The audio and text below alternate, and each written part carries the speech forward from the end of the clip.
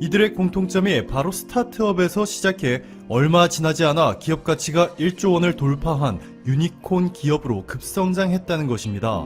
스타트업이란 설립한 지 얼마 되지 않은 이제 막 사업을 시작한 기업들을 말합니다. 제조업이 세상을 지배하던 20세기 초반까지는 자본력이 빵빵하고 대규모 생산 공장을 갖춘 대기업들이 핵심 사업들을 독식하고 중소형 기업들은 그저 대기업들이 건들지 않은 다소 수익성이 떨어지는 사업을 영위하거나 을의 입장에서 대기업이 원하는 부품을 납품하는 상황이 계속해서 연출되었습니다. 자, 그런데 3차 산업혁명부터 특히 현재 우리가 겪고 있는 4차 산업혁명의 진입 단계에서는 더 이상 고리타분한 기업 조직 문화가 통하지 않고 있습니다.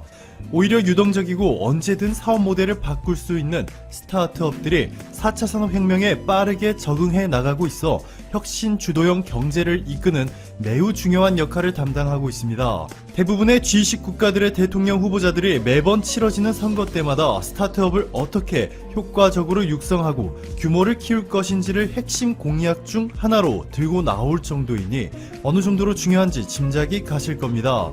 한국의 스타트업 중 기업 가치가 1조 원을 돌파한 대표적인 유니콘 기업들로는 올해 월간 순 방문자 수가 1000만 명을 돌파, 지난해 1년 거래액이 5조 2천억 원을 기록한 국내 최대 규모의 배달앱 민족을 개발해 운영하고 있는 기업이죠. 우아한 형제들, 아시아 가수 최초로 스포티파이 50억 회 스트리밍, 국내 음원 차트 올킬은 당연하고 미국에서 11개월 만에 3곡의 노래 모두 빌보드 1위를 기록하며 비틀즈 이후 최초의 신기록까지 세운 방탄소년단의 소속사가 바로 빅히트 엔터테인먼트죠. 빅히트 엔터의 대표가 바로 여러분들도 잘 알고 계시는 방시혁 작곡가 겸 PD인데요. 방시혁 대표의 대표적인 곡이 god의 하늘색 풍선, 백지영의 내기의 캔디가 있습니다. 더 재미있는 점은 국내 3대 게임사가 바로 넥슨, 넷마블, NC소프트인데요. 이 중에서 넷마블의 수장이 바로 방시혁, 방준혁, 이름이 비슷하죠? 네, 맞습니다. 이 둘은 친척 관계로 방방형제라 불리기도 하죠. 방시혁의 빅히트 엔터테인먼트도 스타트업인데요. BTS가 워낙에 전 세계적으로 돈을 쓸어 담고 있어 이미 기업 가치가 2조 원을 돌파한 것으로 전해졌습니다. 2015년 출시한 간편 송금 앱 토스는 지난해 말 가입자 1000만 명을 돌파하였는데 보시면 20대 이용자들의 비중이 50%로 압도적입니다. 젊은 층을 주요 고객으로 신드롬적인 성장을 기록 중에 있는데요. 토스를 개발한 기업이 바로 비발리 퍼블리카는 이미 세계적인 투자회사 클라이너 퍼킨스와 리빗 캐피털 등으로부터 수천억 원대의 투자 유치에 성공하며 기업가치 1조 원을 거뜬히 넘겼습니다. 이외에도 한국의 대표적인 유니콘 기업들로는 채팅 소프트웨어 세계 1위로 미국의 NBA와 한국의 KB금융, 넥슨 등까지 고객사로 확보한 샌드버드, 최대 규모의 부동산 중개 앱 직방, 국내 최초의 신선식품 전문 배송회사 마켓컬리 등이 있습니다. 이들만 봐도 한국의 스타트업들이 엄청난 수준이죠. 그런데 여러분들도 아시다시피 현재 한국의 어벤져스급 외교가 이번에도 진가를 발휘하였습니다.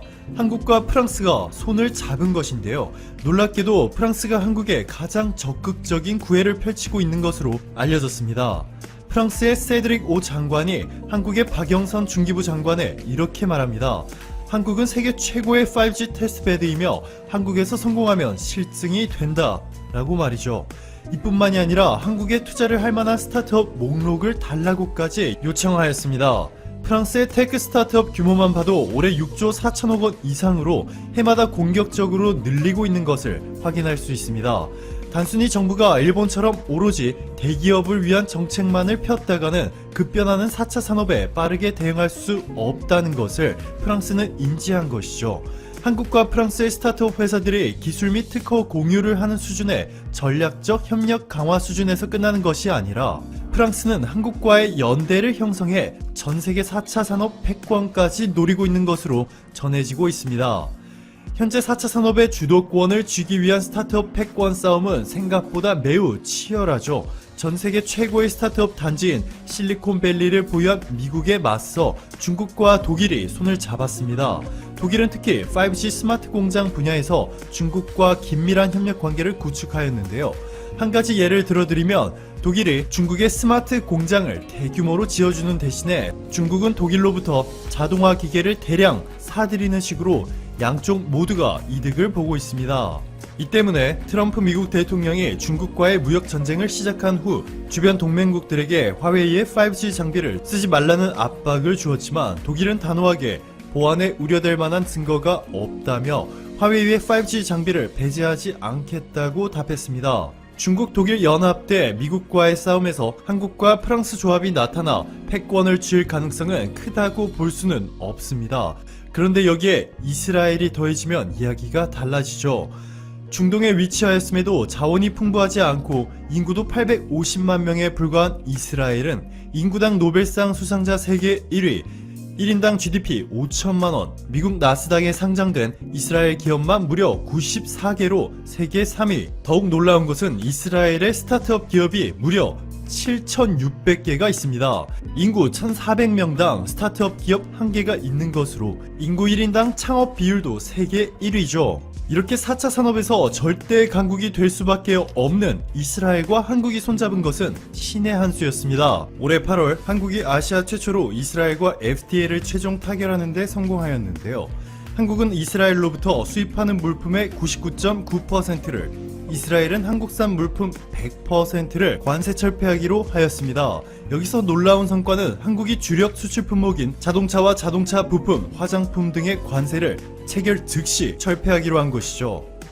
한국과 이스라엘이 FTA를 체결하면서 단순히 서로에 대한 무역 관세만 없앤 것이 아니라 세계무역기구 서비스 협정 이상 수준의 서비스 및 투자 분야의 개방을 약속하였고, 빅데이터, 재생에너지, 인공지능, 가상현실 등의 4차 산업혁명을 주도할 분야에서 기술 협력을 강화하기로까지 약속하였습니다.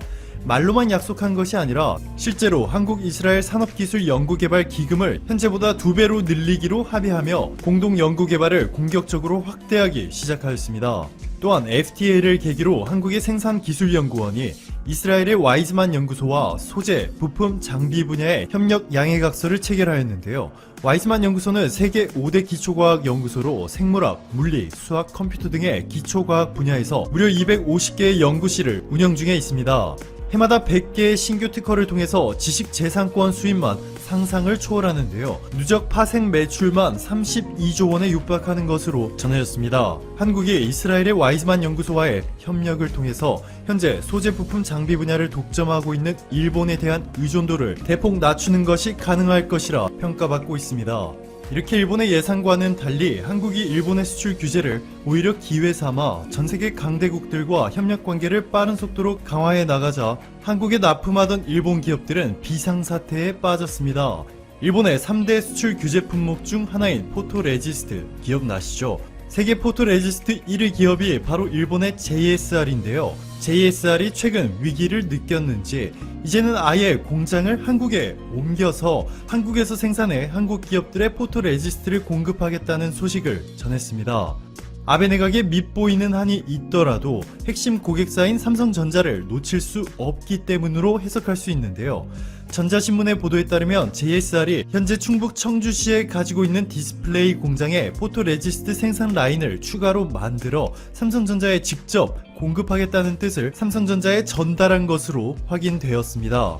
허구한 날 일본이 한국을 상대로 완벽하게 승리하였다는 거짓 뉴스를 내보내는 일본의 언론들과는 전혀 다른 현실이 이렇게 일본 기업들의 실제 움직임들을 통해서 우리는 무엇이 진실인지 확인할 수 있습니다. 한국, 이스라엘, 프랑스라는 이제는 비패권이라 부를 수 없는 수준의 강력한 4차 산업 스타트업 연대가 형성된 상황에서 일본은 뭘 하고 있을까요? 일본 경제 전문 미디어가 올해 보도한 기사 제목을 보시면 일본은 왜 유니콘 기업의 씨가 말랐을까?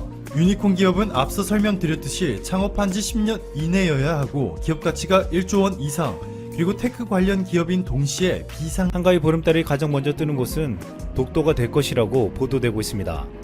한가위의 보름달이 독도에 뜨면 바닷물에 비친 달빛이 너무 밝아 그 빛에 반사되는 서도의 전경은 더욱 빛나는 황홀경을 선사해줄 것으로 기대되고 있습니다.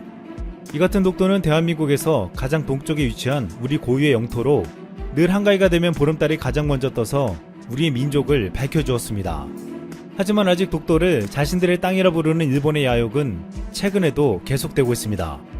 지난달 3일 일본 시마네어는 홍보물에 독도를 왜곡한 사실을 올렸습니다.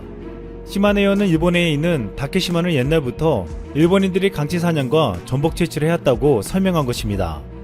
이 게시물에 함께 올라온 그림에는 독도에서 뛰어놀고 있는 강치들의 모습이 보였습니다. 이에 지난 20일 서경덕 성신여대 교수는 이 일본 시마네현의 독도 왜곡을 비판하는 패러디 홍보물을 SNS에 배포했습니다. 이 광고물이 옛날부터 일본인들이 독도에 있는 강치를 올린 그림의 진실을 여실히 보여주었습니다. 똑같은 그림 위에 독도에서 일본인들이 강치의 가죽과 기름을 얻기 위해 불법으로 강치를 잔인하게 포획했다고 썼습니다. 강치는 난류와 한류가 뒤섞이는 먹이가 풍부한 독도에서 대거 서식했기 때문에 과거 독도는 강치의 천국이라고 불렸습니다. 하지만 1904년부터 시작된 일본의 무자비한 강치 포획은 독도를 피로 물들게 만들었습니다. 일본에서 강치업에 종사하던 니카이 요사부로는 독도에서 강치가 잘 잡힌다는 것을 알고 일본 정부에 독도 편입을 제안했습니다. 이때 독도는 대한민국의 영토임에도 불구하고 일본은 러일 전쟁 당시 맺은 한일 의정서를 토대로 독도를 시마네현에 강제로 편입시켰습니다. 이때부터 일본은 독도에서 강치를 무차별하게 잡아들이더니 일제강점기에 가서는 더욱 대량 포획하면서 개체수는 급감하기 시작했습니다. 한 해 최대 3,200마리까지 잡아들인 강치는 결국 1974년 북해도에서 잡힌 것을 마지막으로 더 이상 볼 수 없었습니다. 불과 100여 년 전만 해도 독도에서는 수만 마리의 강치가 번식했지만 결국 일본에 의해 멸종되게 된 것입니다. 일본은 자신들의 손으로 강치를 멸종시켰음에도 독도가 자신들의 땅이라 주장할 때 어이없게도 강치를 이용했습니다. 일본 중학교 교과서 82%에는 독도를 한국이 불법 점거하고 있다라고 기재하고 있고 여기에 독도 강치 사냥 사진을 시각물로 삽입시켰습니다. 또한 일본은 자신들이 멸종시킨 독도 강치를 캐릭터로 만들어 일본 아이들이 쉽고 재밌게 이해할 수 있도록 전시 판넬을 꾸며놓고 올해 초 도쿄에 재개장한 영토주권 전시관에도 똑같은 강치 캐릭터를 사용했습니다. 심지어 강치로 꾸며낸 동화책을 출판하고 독도를 밟고 있는 시마네현 마스코트로 종이 인형을 만들었습니다. 이처럼 일본은 강치의 씨를 말리게 했음에도 반성은 없이 이를 독도 영유권을 주장할 때 이용한 것입니다. 이 같은 일본의 어이없는 행태와 역사 왜곡에 우리 국민들은 잘못된 역사관을 바꿔주겠다는 강력한 행동을 보여주고 있습니다. 최근 롤이라 불리는 게임 리그 오브 레전드 일본 서버 정상에 독도는 한국 땅이라는 깃발이 꽂혔습니다. 지난 3일 유튜버 레고77은 자신이 독도 코리안이라는 닉네임으로 랭킹 1위를 달성한 사진을 공개했습니다. 그는 일본 서버에서 62%라는 놀라운 승률로 단기간 1위를 달성해서 대단하다는 말을 들었는데 여기서 1위를 하자마자 닉네임을 독도는 한국 땅으로 바꾼 것입니다. 이로 인해 한국 누리꾼들은 매번 일본이 독도 얘기해서 짜증났는데 속이 시원하다. 게임에서도 참교육하고 독도로도 참교육했다. 라며 통쾌했습니다. 게다가 지난 5월 타이거 JK의 과거 행동이 다시 회자되며 강력한 지지를 받았습니다. 타이거 JK는 지난 2004년 발표한 술병의 숟가락이라는 노래의 가사에 독도가 일본이면 장을 지지는 내 손을 높이 들라 라는 말을 넣었습니다. 당시 일본 방송국은 그 가사를 바꾸면 방송국에 초대해주겠다고 유혹했다고 했습니다. 하지만 타이거 JK는 바꿀 수 없다고 말했고 결국 일본에는 가지 못했습니다. 당시 주변에서는 타이거 JK에게 너 하나 때문에 지금 거기서 돈 잘 벌고 있는 사람들, 국위 선양하는 사람들 잘못되면 어떡하냐 는 비난을 했다고 했습니다. 하지만 타이거 JK는 끝까지 신념을 지켰고 이를 두고 네티즌들은 우리 땅인데 왜 눈치를 봐야 하나 멋지십니다 라며 타이거 JK를 응원했습니다. 또한 최근 구글 지도에서는 독도를 검색하면 나오지 않아 논란이 되었습니다. 실제 구글에서 한글로 독도를 검색하면 지도에서 찾을 수 없다라고 나온 것입니다. 이를 확인한 한 국내 대학생은 이 사실을 국회에 알렸고 당시 국회 외교통일위원장을 맡고 있는 송영길 의원은 구글 지도에서 독도를 검색하기 위해서는 다케시마라고 검색해야 뜬다며 적절한 조치를 취해달라는 내용의 메일을 구글에 보냈습니다. 이를 두고 구글 코리아 측은 지도를 수시로 업데이트하는 과정에서 오류가 난 것 같다고 해명하며 지난달 광복절을 하루 앞둔 14일에 한글로 독도라고 검색하면 지도에 독도가 나타나게 만들었습니다. 하지만 아직도 국내 지도에는 독도를 되찾았지만 일본 구글 지도에선 다케시마로 뜨기에 근본적인 해결책을 마련해야 한다는 목소리가 나오고 있습니다. 또한 최근에 세계 최대 드론 소프트 업체 미국 에어맵에 어이없는 안내가 떠서 우리를 당황하게 만들었습니다. 에어맵은 독도에서 드론을 띄우려면 일본 정부의 승인을 받아야 한다고 안내문을 보여준 것입니다. 에어맵은 전세계 드론 항로와 비행 가능 구역, 비행 승인과 관련된 정보를 제공하며 세계 200개 이상의 공항에 드론 플랫폼을 제공하는 회사입니다. 이 같은 영향력을 발휘하는 회사이기에 이같이 잘못된 내용을 알리는 것은 우리에게는 화가 나는 일이었습니다. 이에 방크의 리더 김현종은 오류를 발견하고 곧바로 항의와 함께 시정을 요청하는 서한을 보냈습니다. 김현종은 독도는 대한민국 영토로 이곳에서 드론을 띄우기 위해서는 한국 해군 함대 사령부와 경찰 당국의 승인만 받으면 된다며 일본 정부의 승인을 받을 필요는 없다는 내용의 편지를 보냈습니다. 또 국제민간항공기구가 한국 영토에서 드론을 날리기 위해서는 한국 정부의 승인이 필요하다는 내용도 첨부했습니다. 이에 에어메 고객 서비스 담당자 마샬은 19일 방크의 애플리케이션 사용자에게 혼란을 야기오고 있음을 이해한다고 말하며 결과적으로 우리 개발자들은 가능한 빨리 오류를 제거할 것이고 업데이트가 완료될 때까지 기다려달라고 부탁했습니다. 그동안 일본이 국제사회에서 독도가 자신들의 영토라고 꾸준히 주장하고 로비를 해왔기에 지금 이같이 잘못 표기하는 사례들이 발생하고 있습니다. 하지만 전 세계에서 의식 있는 외국인들은 역사를 제대로 인식하고 독도가 한국 땅임을 알리는 이들도 있었습니다. 할리우드 배우 토마스 맥도넬은 지난 2017년 동해와 독도를 표시한 지도를 SNS에 올리면서 한국 누리꾼들의 환호를 받은 바 있습니다. 토마스 맥도넬은 당시 자신의 트위터에 동해와 독도를 표기한 한반도 지도 사진을 올렸는데 공개된 지도 사진에는 동해바다가 일본해로 표기되어 있었습니다.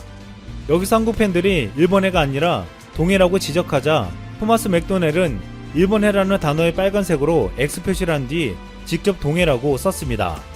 또한 울릉도 옆에 조그맣게 초록색 섬을 그린 후 독도라고 적어 넣었습니다. 토마스 맥도넬의 이 같은 행동은 우리의 동해와 독도를 더욱 확실하게 인지할 수 있게 해주었습니다. 지금 현재 독도에는 일본의 야욕을 물리치기 위해 독도 경비대가 더욱 강력하게 만들어지고 있습니다. 해양경찰청이 3,000톤급 독도 경비함을 건조하는 내용 등을 담은 2021년도 예산안을 국회에 제출한 것입니다. 일각에서는 한국 해경의 독도 경비함을 3,000톤급 이상 5,000톤급으로 체급에도 올려야 한다고 주장하고 있습니다. 또한 이 같은 경비함 외에도 독도를 지키고 있는 것이 있습니다. 귀신이나 애군을 없앤다는 의미의 이름을 가지고 있는 삽살개입니다. 일제강점기 때 일본은 우리의 삽살개를 깃털과 방습방 안에 탁월한 가죽을 가졌다고 무차별하게 잡아들였습니다. 이 때문에 무려 50만 마리가 학살되며 멸종위기에 처하기도 했습니다.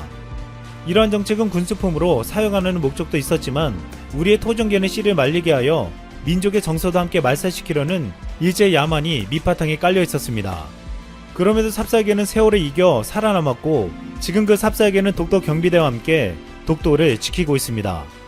일본의 토속신앙 신토에는 800만 개의 신이 있고 이를 모시는 8만 개의 신사가 있습니다.